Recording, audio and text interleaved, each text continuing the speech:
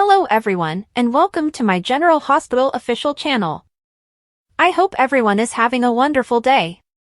Before we begin, please hit the subscribe button and give this video a thumbs up. According to the General Hospital spoilers for Tuesday, November 26th, Rick Lansing declined to interrogate Christina Corinthos Davis at this time, stating that she was lying about being okay to continue. However, he did retain the right to bring her back to the stand at a later time. As she predicted what Rick was planning, Alexis Davis whispered to Molly Lansing Davis and Sonny Corinthos. This concerned Rick questioning Christina whenever it suited his defense. During his speech, Dante Falconeri emphasized that Ava provided several accounts of her experiences. Rick decided to emphasize the custody dispute and Dante's desire to put Ava in jail so Sonny could have Avery Corinthos. Following a short break, Christina was summoned back to the stand by Rick, who persuaded her to acknowledge that she had changed her mind about keeping the baby. Because Christina broke her promise with Molly and TJ Ashford, Rick implied that her word didn't really mean anything. Ava was never found guilty of causing Morgan Corinthos' death or Connie Falconeri's terrible fate, but Rick then got Christina to rant about Ava's past misdeeds and act as though she was using this as an opportunity to punish Ava. Christina attempted to shift the blame back to Ava for killing her baby and pushing her out the window, but Rick noted that her recollections were unclear given what she told the police. Additionally, Rick brought up the incident at the Port Charles Grill and presented all of the witness testimony demonstrating Christina's public threats against Ava. Christina became more upset and yelled that she did not murder her daughter as Rick called out her hot temper and pretended that her fall was her fault. Elizabeth Baldwin provided Lucky Spencer with updates at Bobby's. She clarified the enigma surrounding the digitalis overdose and disclosed that she was the last person on record to administer medication to Sam McCall.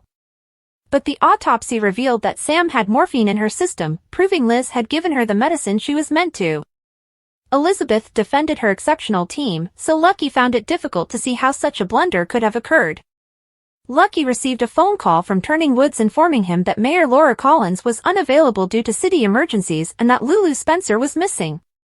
Liz went to Turning Woods with Lucky, where the administrator told them about the fire alarm and how Lulu vanished in the chaos. Lucky maintained that Lulu must have been relocated by someone else because she was in a coma. When Lucky asked who had visited Lulu most recently, it turned out to be Cyrus Renaud. Lulu climbed inside Cody Bell's car in the meantime and made up a narrative about how her ex-boyfriend threw her out of his car without her phone or coat. Cody briefly saw Lulu's medical bracelet before she put it back on. They had a nice time joking around when Lulu took a lollipop and made fun of Cody for having a bad taste. Cody remarked that he had a new family that he was growing to rely on after Lulu spoke about hers. Additionally, Lulu seemed relieved when Cody confirmed the date was November 26th. Lulu was excited to see her son and daughter again, even though she implied it hadn't been that long. Cody simply dropped her off close by and handed her some cash because Lulu refused to give him her precise address. When Lulu inquired about how she would reimburse Cody, he gave his contact information in case she ever needed it again. Sasha Gilmore Corbin told Maxie Jones about her drunken rendezvous inside her home, but she withheld Michael Corinthos' identity. Maxie tried to allay Sasha's worries about the consequences and the possibility of losing another child, just as she had lost Liam Corbin, because she was afraid she might be pregnant.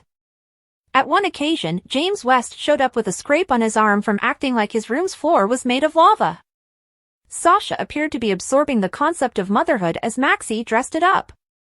Maxie diverted Sasha's attention while they awaited the results of the pregnancy test she had taken. When the test was prepared, Sasha examined it and informed Maxie that she was indeed expecting. Lulu returned outside the home, retrieved the extra key from its hiding place, and unlocked the door. At the thrilling end of Tuesday's GH episode, Lulu was in the middle of unwrapping it. Lulu's return won't be what she anticipates, according to General Hospital spoilers, so tune in for all the shocking revelations. According to General Hospital spoilers for Wednesday, November 27th, Harrison Chase and Brooklyn Quartermain will have some sexy times in bed together, so she will propose a mission and encourage him to take it. This will undoubtedly be related to Chase and Brooklyn's attempts to conceive, so they will become fervent and eventually have an emotional discussion about the future of their family. When Christina Corinthos Davis is in court, Rick Lansing will be blatantly brutal. Christina is clearly becoming agitated, and when Rick inquires as to whether she values protecting her father more than safeguarding her sister's child, things could get even worse.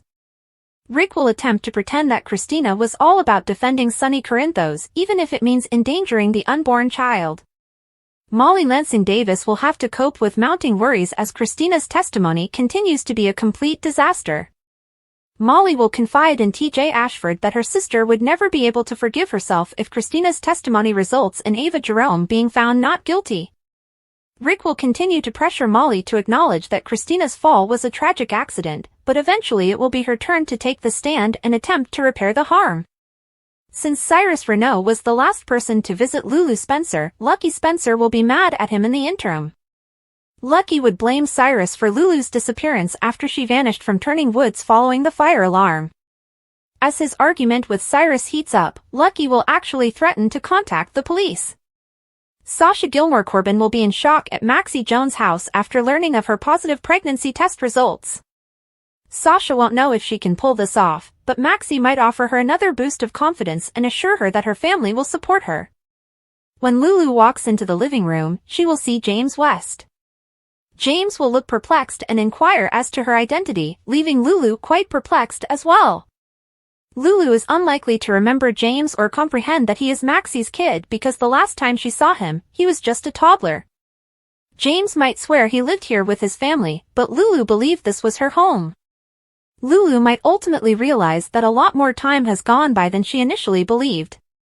Cody Bell has already given Lulu the date, but it's obvious that she believes she's in 2020 and that it's just a day or two after her hospitalization. Lulu might become so overwhelmed that she runs out the door if she asks James for the year and finds out it's 2024. James will have a crazy narrative to tell and a puzzle for Damian Spinelli to solve if Lulu decides she made a mistake and leaves. Spinelli will be able to uncover the truth, therefore he will assist James in identifying their enigmatic guest. By the end of Wednesday's show, Maxie and Spinelli will have been subjected to a shock, so they might hear the news about Lulu going missing and make sense of it all. Lulu's next destination might be the Quartermain home, since several leaked photos show her eventually making the trip there. Stay tuned for updates on Lulu's impending reunion and more predictions on all the surprises she'll encounter, as General Hospital spoilers indicate that she will soon meet someone familiar. General Hospital shares its overarching strategy for Sasha, Cody, Lulu, and other characters. Oh! We understand now. General Hospital upended half of the couples on the canvas by doing Cody and Sasha something really wrong. Here's how. A fortuitous meeting. The fact that Lulu got a ride from Cody in the episode that aired on November 25th couldn't have happened by accident. He is clearly intended to be Sleeping Beauty's new love interest in the show. And even though, we all kind of loved it, didn't we? His relationship with Sasha had to be shattered in order to make him available. Long-term effects. Sasha learned out she was pregnant after having a one-night affair with her ex-lover Michael in the same episode, which further contributed to the dissolution of his marriage to Willow. However, the old flames cannot be reheated and served like Thanksgiving leftovers because Chad Duell is leaving in the new year. Who is Sasha's potential suitor, then? At the loose ends. As it happens, Dante has regained his freedom following Kelly Monaco's exit as Sam. Before she fell into that coma, we all thought that he and Lulu would resume their relationship where they had left off. However, that isn't always the case. A Dante/Sasha duo would be novel, unique, and unexpected. The strangest woman out. Everyone can agree that Willow and Drew's relationship won't last. When Michael goes off the canvas, where will she be left? There's a swinging single. Additionally, General Hospital might test whether she gets along with Isaiah or Lucky. Or perhaps Dylan should be sent back to Port Charles. The news this weekend that Chad Duell would be departing General Hospital soon certainly still shocks us all a little. Furthermore, Michael won't be recast, executive producer Frank Valentini assured. Thus, Michael leaves as soon as Duell does. It's a little bittersweet since it leaves up the chance that the actor will play the role he has developed over the years, but it also means bidding him and Michael farewell. Furthermore, it appears that we and the supporters are not the only ones who are upset about the exit. Duel's original Instagram post was used by friends and co-stars to send him good wishes, show their affection, and acknowledge that they were as sad to see him go. Laura Wright wrote to her TV son, "I'm still mad. But I love you so much." As a result, the fans practically pleaded for Wright to act as Duel's mom and force him to stay. But if she didn't give her boy the opportunity to grow up, what sort of parenting would that be? Without a little taunting, Dominic Zamprogna couldn't let his TV bro go. He joked, "Who wrote this for you?" "I'm joking. Cheddar, you are loved." In the same way, TV sis Eden McCoy writes, "I love you." In response, Scarlett Spears' mother commented, "Good luck with everything. Scarlett really enjoyed getting to know you and spending time with you. You will be missed," said Scarlett Fernandez. "We appreciate you being one of the most amiable and humorous individuals on set. Purchase now on Amazon." Naturally, Cameron Matheson continued the congratulations in the comments section, saying, "Love you, brother." Furthermore, we don't know if Michael feels the same way about his uncle Drew on film, even though the love is undoubtedly real in real life. In fact, we don't think there is much love between Drew and Curtis at the moment, especially after witnessing Michael put Drew under the bus to Curtis yesterday. We can't help but believe that Michael's decision to leave town will be greatly influenced by Drew and Willow's affair. That and the liaison between him and Willow. Speaking of the two women, "I adore you, Chad."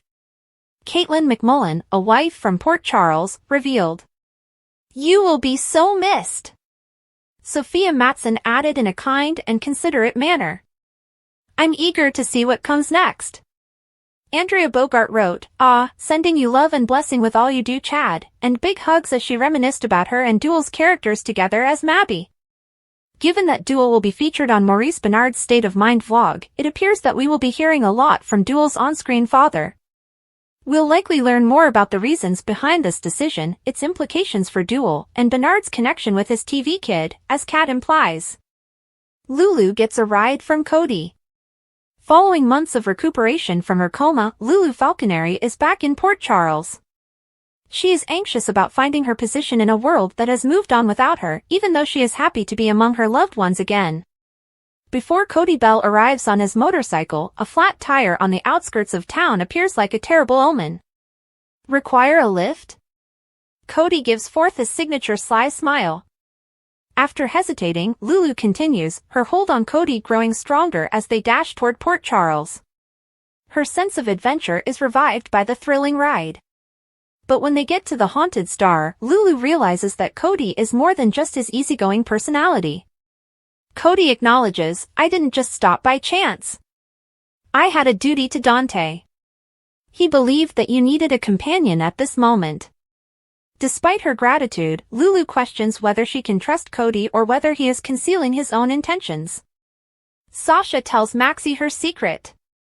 Sitting next Maxie Jones at the Metro Court, Sasha Gilmore grips her coffee cup anxiously.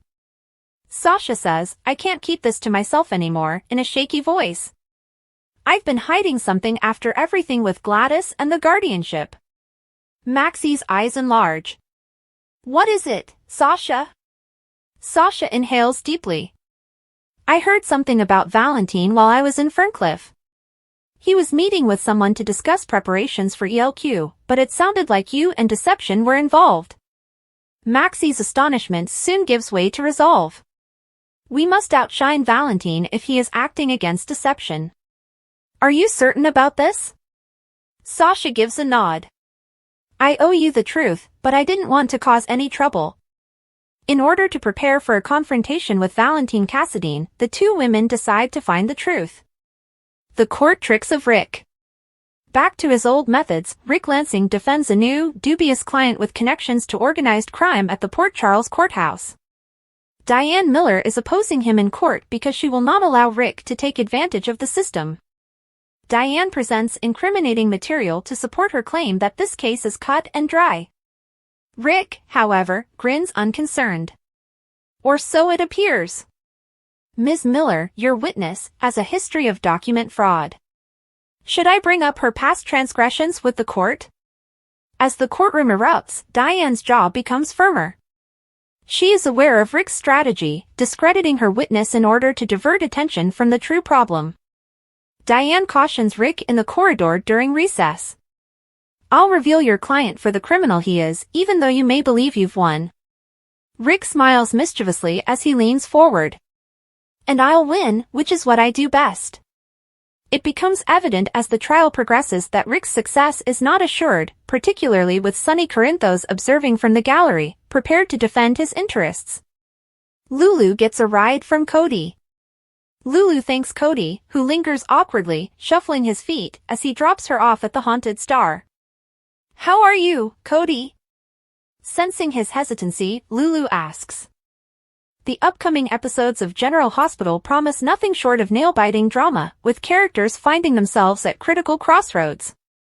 At the forefront of the unfolding events is Rick Lansing, an attorney known for his unorthodox yet effective methods. His current challenge? Defending Ava Jerome against a mountain of allegations that could permanently alter her future. While Rick is no stranger to high-pressure cases, this particular trial has proven to be a formidable challenge, testing not only his legal expertise but also his resolve. Rick Lansing's determined defense strategy. From the very beginning, Rick has faced doubts, not just from the public but from Ava herself. Ava Jerome, known for her sharp wit and resilience, is not easily rattled. However, even she has started to lose faith in Rick's abilities. Her frustration stems from what she perceives as Rick's lackluster performance thus far. While the stakes could not be higher, Ava has grown increasingly worried that her defense team is not doing enough to turn the tide in her favor. Rick, aware of Ava's concerns, reassures her that a game-changing moment is just around the corner. Tuesday's courtroom proceedings could mark a pivotal turning point in the trial, with Rick prepared to deploy every legal maneuver in his arsenal. His focus is on Christina Corinthos Davis, whose testimony has the potential to sway the jury in either direction. Christina, a complex character with a history of emotional highs and lows, has claimed that Ava coerced her into certain actions. If the jury accepts Christina's version of events, Ava's fate might be sealed. Rick, understanding the weight of Christina's testimony, takes a bold approach. As Christina takes the stand, Rick immediately goes on the offensive, his sharp questions designed to poke holes in her narrative. "Why are you lying?" he asks pointedly, setting the stage for a dramatic confrontation. His objective is clear: expose any inconsistencies in Christina's testimony and cast doubt on her credibility. Rick knows that if he can rattle Christina enough, her unpredictable nature might emerge, potentially swaying the jury's perception of her reliability. The courtroom becomes a battleground of words and emotions. Molly Lansing Davis, watching from the gallery, whispers to TJ Ashford about Rick's calculated approach. Despite their initial doubts, even Molly acknowledges that Rick is finally stepping up to the plate. Yet, not everyone is convinced. Alexis Davis and Sonny Corinthos exchange wary glances, their mutual distrust of Rick as strong as ever. Sonny, ever the skeptic, voices his concerns, warning Alexis not to let her guard down. Dante Falconeri, the next witness in the hot seat. As the trial progresses, new challenges await Rick. Dante Falconeri, a respected detective with a strong moral compass, is set to take the stand. Rick knows that cross-examining Dante will require a different strategy altogether. Dante's testimony could introduce evidence that complicates Ava's defense, forcing Rick to think several steps ahead. A parallel mystery, Elizabeth Baldwin and Lucky Spencer seek answers. While courtroom drama dominates the headlines, another mystery unfolds elsewhere in Port Charles. Elizabeth Baldwin finds herself at the center of a scandal involving Sam McCall's near-fatal digitalis overdose. Despite mounting suspicions, Liz maintains her innocence. Lucky Spencer, her steadfast ally and former love, believes her without question. Determined to clear Liz's name, Lucky dives headfirst into the investigation. His commitment to uncovering the truth is unwavering, and he assures Liz that justice will prevail. "The sooner we get to the bottom of this, the better," he says, his voice filled with conviction. However, their search for answers is interrupted by unexpected news. Lucky receives a frantic call about Lulu Spencer, who has reportedly disappeared from Turning Woods. The revelation sends shockwaves through Lucky, forcing him to divide his attention between solving one mystery and addressing a new crisis. Cody Bell and Lulu Spencer, an unlikely encounter. In a twist of fate, Cody Bell becomes entangled in Lulu's story. Driving along a quiet road, Cody notices a woman in need of assistance. Initially unaware of her identity, Cody offers her a ride, setting off a chain of events that will have significant repercussions. Lulu, still recovering from a long and arduous journey, reveals snippets of her story during their interaction. Cody begins piecing together the puzzle, realizing that he may be at the center of a much larger narrative. Sasha Gilmore Corbin's life-changing revelation. Elsewhere in Port Charles, Sasha Gilmore Corbin faces a deeply personal revelation. Arriving at Maxie Jones' home, Sasha appears visibly shaken yet determined to share her news. Maxie, always a supportive friend, listens intently as Sasha opens up about a possible pregnancy. If Sasha is indeed carrying Michael Corinthos' child, the ramifications could be far-reaching. As the two friends discuss the challenges ahead, Maxie offers words of encouragement while acknowledging the complexity of the situation. Sasha, torn between excitement and fear, grapples with the uncertainty of what lies ahead. Michael Corinthos, the end of an era. Meanwhile, the impending departure of Chad Duell, who portrays Michael Corinthos, has left fans speculating about how his character's storyline will conclude. Executive producer Frank Valentini has confirmed that Michael's exit will be accompanied by a powerful narrative arc, one that promises to leave a lasting impact. Among the theories circulating about Michael's departure, one stands out, a dramatic presumed dead storyline. As both a Quartermain and a Corinthos, Michael has many enemies, making him a prime target for violence. Could a tragic accident or a targeted attack result in his apparent demise, leaving his family to grapple with the aftermath? Another possibility involves Michael being sent to prison, a twist that would align with his recent dark turn. Alternatively, Michael might choose to disappear altogether, taking his children with him to escape the chaos of his personal life.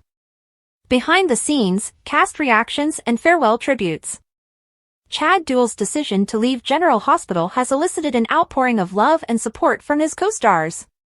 Caitlin McMullen, who plays his on-screen wife Willow Corinthos, shared a heartfelt tribute, expressing her admiration for Duell's work and their camaraderie. Other cast members, including Laura Wright and Cameron Matheson, also offered their well wishes, highlighting the strong bonds that exist within the GH family. What lies ahead for Port Charles? As the residents of Port Charles navigate the highs and lows of their intertwined lives, one thing is certain, the drama is far from over. Whether it's Rick Lansing's courtroom battles, the mystery of Lulu Spencer's disappearance, or the emotional fallout from Michael Corinthos' exit, General Hospital continues to deliver gripping storylines that captivate its audience. Stay tuned for more twists and turns as the characters of General Hospital face challenges that will test their strength, loyalty, and resilience. When Sasha discovers she is pregnant, Lulu heads home. On General Hospital today, Cody offers to drive Lulu, Lucky receives a distressing call regarding his sister, and Rick questions Christina on the stand and accuses her of killing her kid. Rick questions Christina about her deception in court. He says he's sorry for her loss and that they can all see how upset she is despite her claims to be fine. He has the right to call her back to the stand, but he has no questions. Ava questions Rick's actions as Christina steps down. He advises her to have faith in him. Sunny doesn't trust Rick, and Christina joins her parents. Alexis argues that he shouldn't since he will call Christina to the stand at his convenience. Dante testified that he was called to the accident scene and didn't realize it was his half-sister until he got there. He explains that Ava was the witness he went to interrogate in the hotel suite. He describes how she was acting strangely and repeatedly altered her account of what had transpired. In his cross-examination, Rick mentions Dante's father's custody battle with Ava and remarks that it seems dubious that Dante should have questioned her.